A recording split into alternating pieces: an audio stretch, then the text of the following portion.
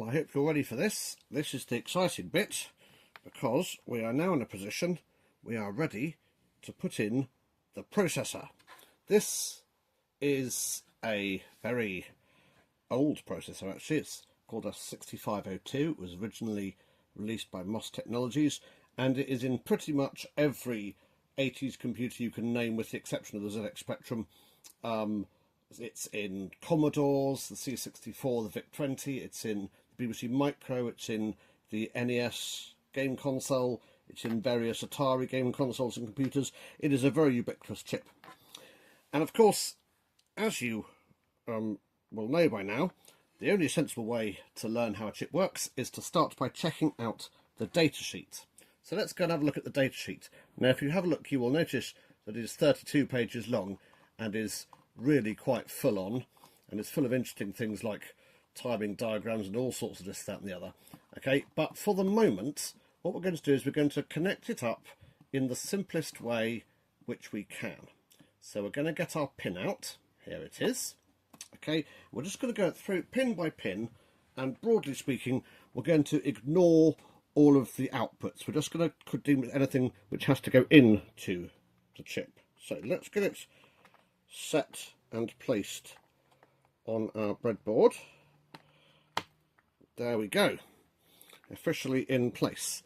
So going back to our datasheet, the first two pins we want to look at are VDD and VSS. Helpfully, it's got list up here of what they actually are, and then it's got proper full descriptions up at the top here. So all nice and close. VDD and VSS. VSS is ground, VDD is the positive power supply. So let's get those connected up. So with the pin to the left, as it is, VSS is the top right, okay, which is the ground. So let's get that sorted. Okay, and then VDD is pin 8. So 1, 2, 3, 4, 5, 6, 7, 8. That needs to go to the positive rail. It's a good idea when you do this to check, double check and triple check. So I'm now going to count again. 1, so 8, 7, 6, 5, 4, 3, 2, 1. Lovely. I've got the right pin. Okay, so now it's got power. So if we turn the power on, I mean, it'll do something, but we're not sure what. So let's go back to our datasheet and start running down. Now, anything with a B on the end of it means bar. Okay, so this particular one, VPB, is vector pull bar, and what that means is it does what it's going to do when the signal is low, when it's connected to ground. If there's no B, then it does what it's going to do when the signal is high. So vector pull is an output. It gets used for something or other, but we're not going to use it, so we can just ignore it. It's an output, we don't want to use it. Now ready, on the other hand, now that's quite important. If the ready signal isn't high, then the chip simply won't do anything. Okay, so it's quite important that ready is high. It's not always a good idea simply to tie it high. It is actually a two-way pin, but on this instance, that's what we're going to do. We'll tie ready high. Let's go back to the data sheet. Okay, Phi1 output is an output, don't care.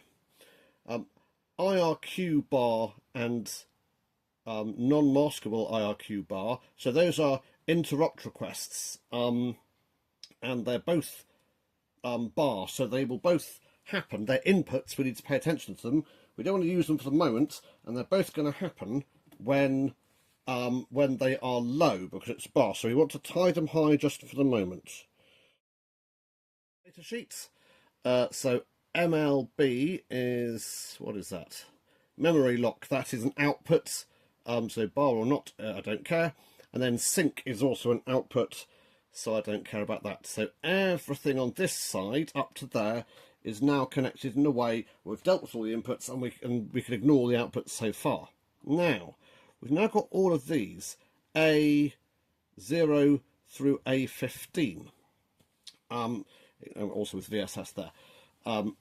Now those are address lines, and what the processor does is it throws out a number on its address line, and it's hoping that some other piece of electronics is going to throw it back some data to deal with, which you can then deal with, and it throws out the next address on the address line and hopes that some data comes back that it can deal with, and then throws out the next address and then hopes that some data comes back for it to deal with. So we've got these 15 address lines, and then we've also got 8 data lines. That's where the numbers, the instructions for what the machine is going to do, is going to come in and go out. Okay, so these are both inputs and outputs. Data can come in and data can go out.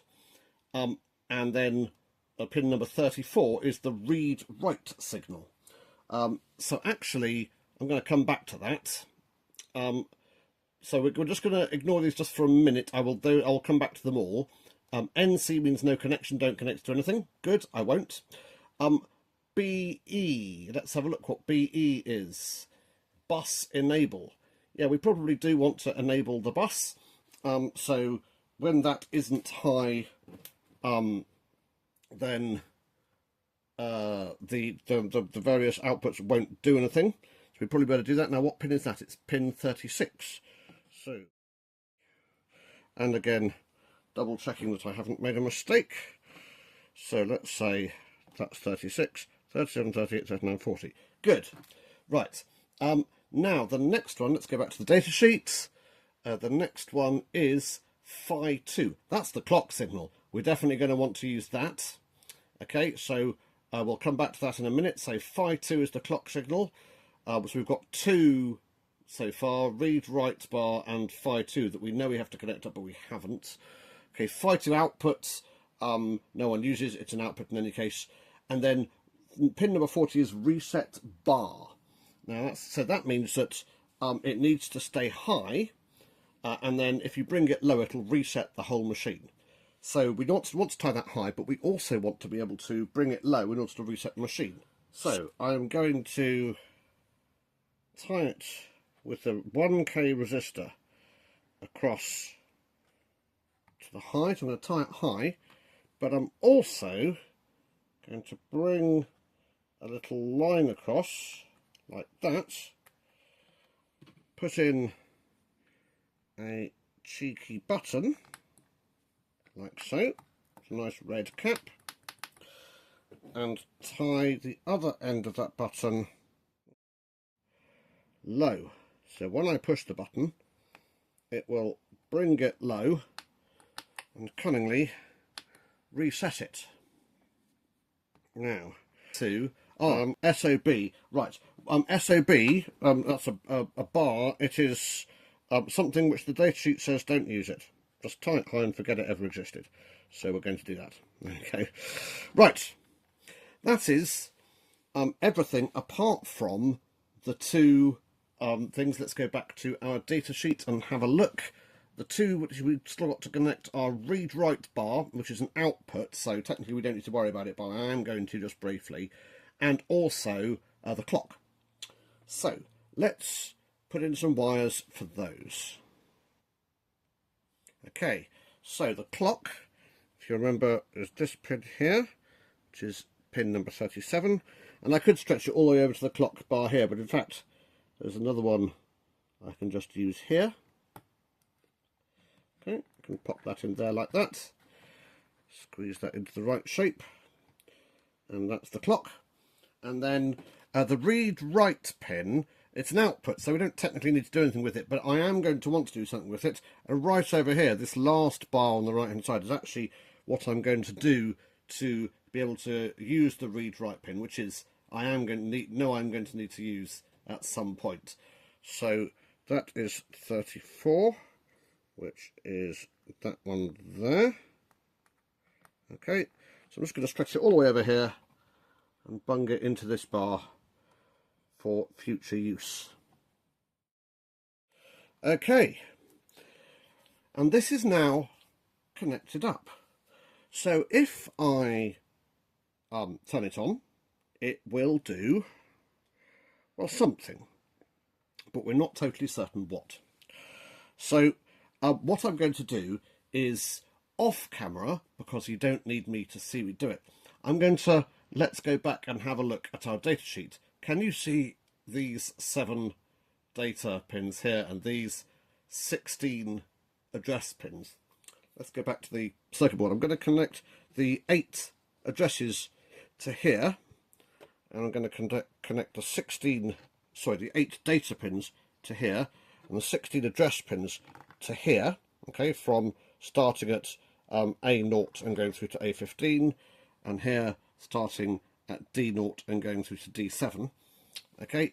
And what that means is, when I come to examine what's going on the chip, which I'm going to do next episode, it should be slightly more straightforward to do that. So I'm going to do it off camera, and I will see you next episode when I've got the addresses and the data pins connected up, and we'll see if we can get this chip to do something.